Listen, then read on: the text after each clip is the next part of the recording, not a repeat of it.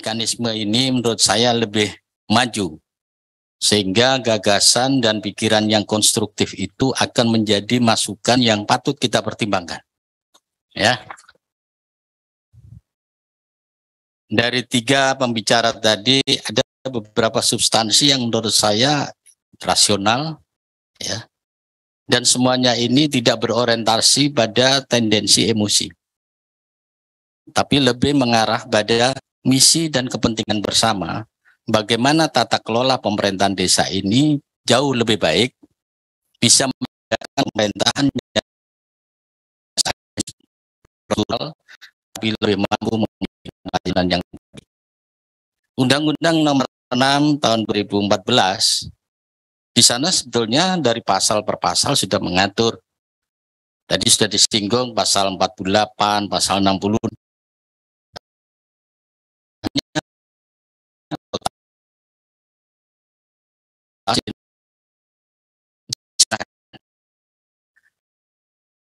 Semua hari ini menurut saya momentumnya pas.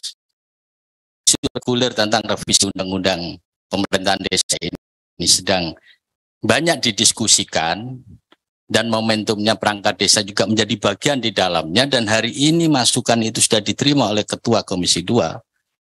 Saya kira ini sesuatu yang sangat taktis dan strategis. Tepuk tangan untuk BPD. Yang kedua, dengan inspirasi tadi, saya memberikan stressing di 2 hal saja. Yang pertama terkait dengan status perangkat desa, yang hari ini sedang diperjuangkan bersama, agar ke depan status perangkat desa ini memiliki status yang kalau toh tidak disetarakan dengan PNS, jadi aspirasinya paling tidak P3K gitu ya. Karena punya masa pengabdian itu, ya. Kalau PNS itu mekanismenya juga sedang dirumuskan oleh Kementerian Menpan. Tapi itu saya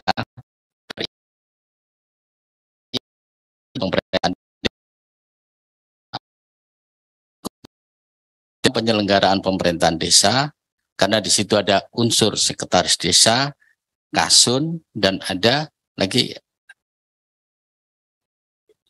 kaur ya. Nah, selama ini status sekretaris desa, kaur, dan kasun itu ya, kadus, kepala dusun, itu sudah diatur di dalam pemerintah daerah ya, melalui peraturan daerah. Undang-undang ini sebetulnya memberikan satu payung hukum bahwa eksistensi perangkat desa sebetulnya di dalam undang-undang itu sudah nyata ada. Hanya aspirasi yang hari ini berkembang dari Bapak dan Ibu semua, bagaimana memperjuangkan nasib bersama, perjuangan bersama bisa lebih konkret lagi statusnya ya. Tentu aspirasi ini menjadi yang sudah didengar oleh pimpinan dan seluruh anggota Komisi 2 ya. Kemudian yang terakhir terkait dengan peran nyata dari perangkat desa di dalam mengakselerasi sistem birokrasi desa. Ini menjadi kata kuncinya. Karena apa? Eksistensi perangkat desa ini jabatannya itu jauh lebih awal dibandingkan kepala desa terpilih dan jabatan itu. Kemampuan akselerasi fungsi birokrasi yang ada di desa, saya kira perangkat desa ini menjadi kata kuncinya. Kemajuan suatu desa tidak bisa dilepaskan dari peran itu semua. Oleh karena itu,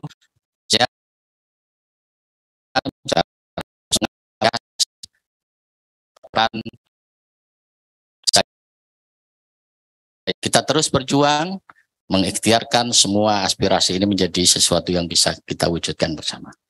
Ya, amin. Saya kira ini Pak Ketua, respon saya dari paparan dari 3 narasumber tadi. Kurang lebihnya saya mohon maaf. Wassalamualaikum warahmatullahi wabarakatuh. Wassalamualaikum warahmatullahi wabarakatuh. Terima kasih Pak Amin.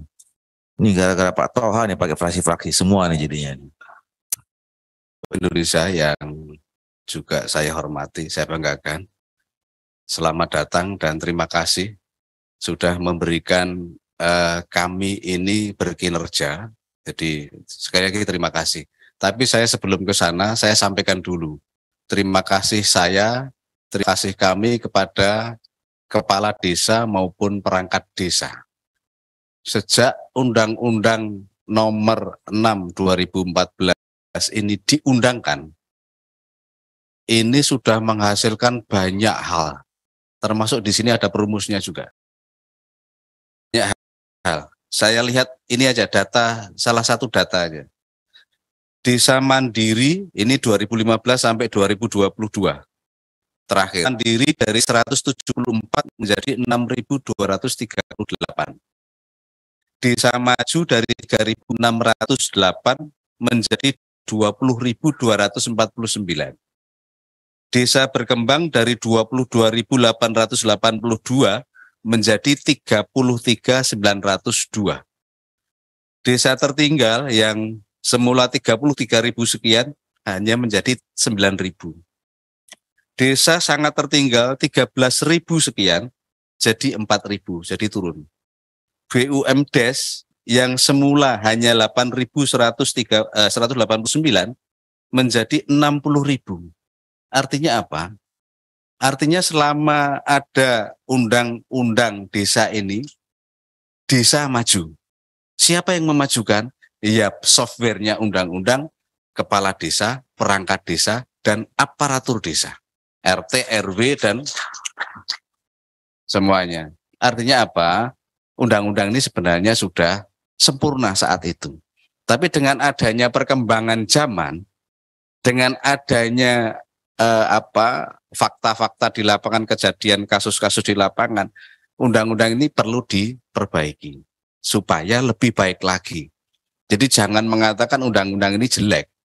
Undang-undang ini sudah luar biasa.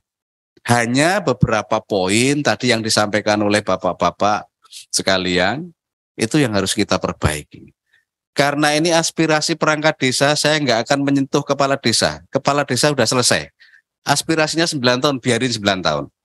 Yang jelas saya yang menyampaikan, mengabulkan semua tuntutan, tidak ada poin yang menuntut kepala desa disamakan dengan jabatan atau masa kerja perangkat desa. Itu titik.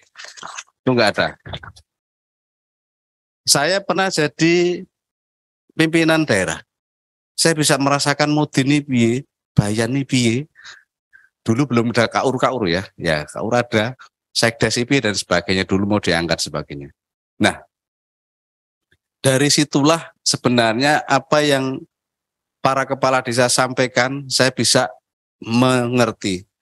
Yang disampaikan oleh perangkat desa, saya bisa mengerti. Kadang-kadang saya ngeneng-ngeneng Mudin gaji ini mung sakmono, tapi kan lumayan tin kalau ono selamatan ono kan ono nih kepala dusun dan sebagainya. Nah, perangkat desa ini kan hal sendiri. Makanya kita sekarang bicara perangkat desa. Kalau tadi disampaikan ada usulan, kalau nanti ada revisi, jadi revisi Undang-Undang Nomor 6 2014, maka bapak-bapak dari perangkat desa ini ikut memasukkan poin-poin itu tadi. Dan poin-poin yang ingin dimasukkan, saya pikir saya yakinnya make sense. Saya jamin akan memperjuangkan itu. Ya. Karena make sense. Jadi yang tadi ada katakanlah ketika prolegnas diputuskan, maka akan menyampaikan poin-poin. Tapi yang saya nggak mengerti begini.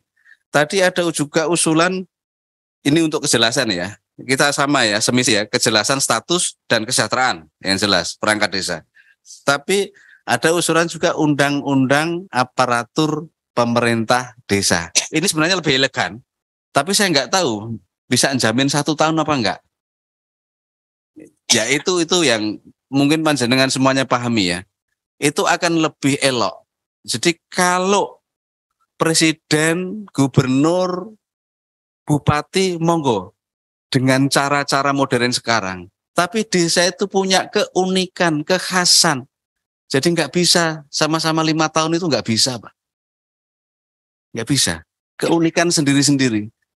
Jadi saya pikir karena belum ada kajian belum ada survei atau disertasi atau tesis secara akademis, janjinya berapa toh yang pas itu, maka kajian akademis yang paling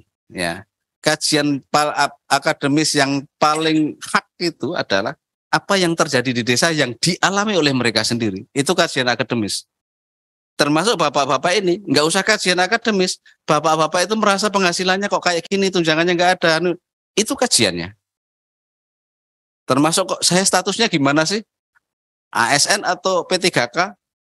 Tapi bapak-bapak sekalian tadi menyampaikan ada usulan yang sangat menarik itu tadi, undang-undang aparatur pemerintahan desa. Nah, ini nanti ya bisa dibuat oleh Pak dosen-dosen yang mengikuti panjenengan. Tapi nanti kita bicarakan apakah harus memasukkan unsur-unsur yang panjenengan tadi sampaikan dulu, poin-poin itu, apakah kita harus mengusulkan undang-undang aparatur pemerintah desa. Ada dua pilihan sebenarnya, tergantung bapak-bapak sekalian. Dan kami hanya memperjuangkan. Kewajiban saya adalah memperjuangkan. Kemudian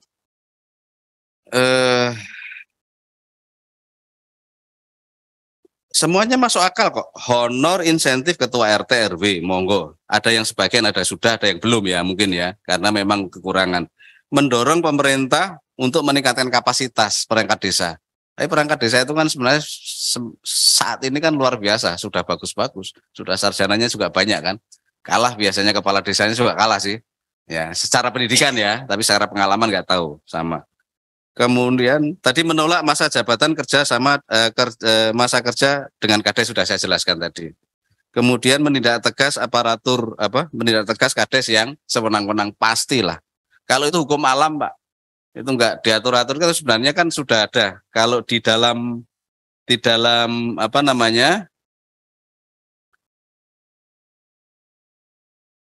perangkat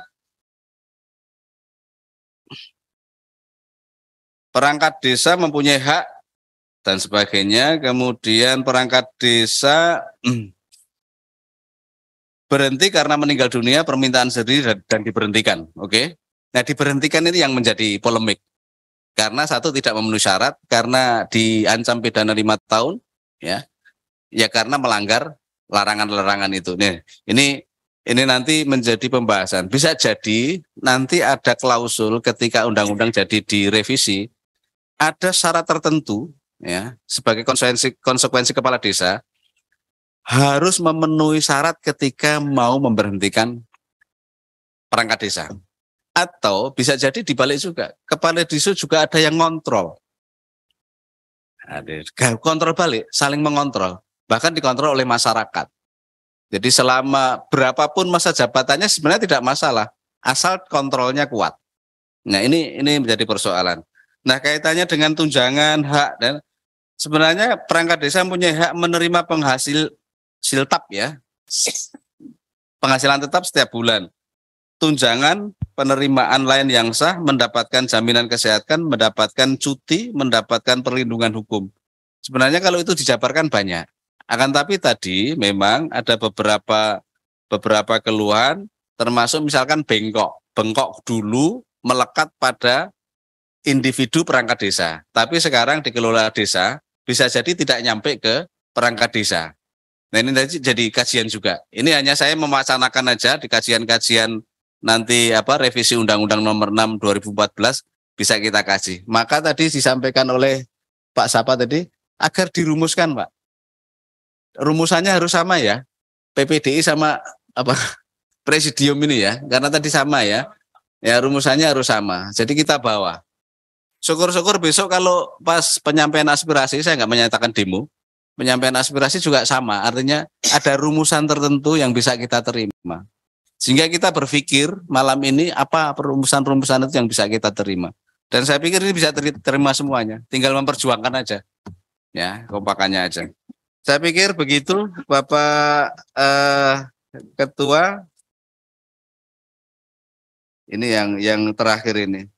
Jadi perangkat desa itu kan ditugaskan negara untuk melaksanakan undang-undang sebagaimana ASN, P3K dan semua Akan tetapi haknya tidak seperti yang ditugaskan oleh negara untuk melaksanakan undang-undang. Belum. Saya katakan belum seperti haknya ya.